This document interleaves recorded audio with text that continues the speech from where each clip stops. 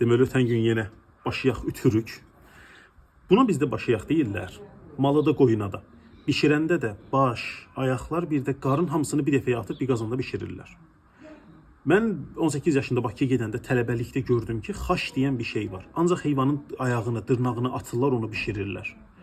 Başqa bir yerdə sonra gördüm ki, başdan ayağa atırlar, qarın qatmalılar.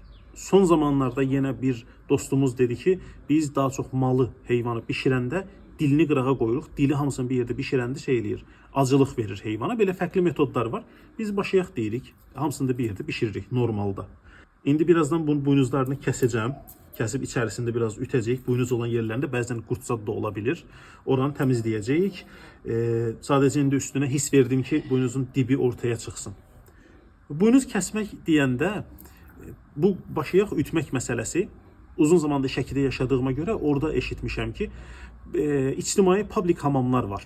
O hamamlarda insanlar həm yunurmuş bu yaxınlara qədər, 90'lara qədər, həm də o altında iri farsunkalardan qaz vurur da. Bütün hamamı fikirləşin, hamamın suyunu qızdırmaqdan ötürü.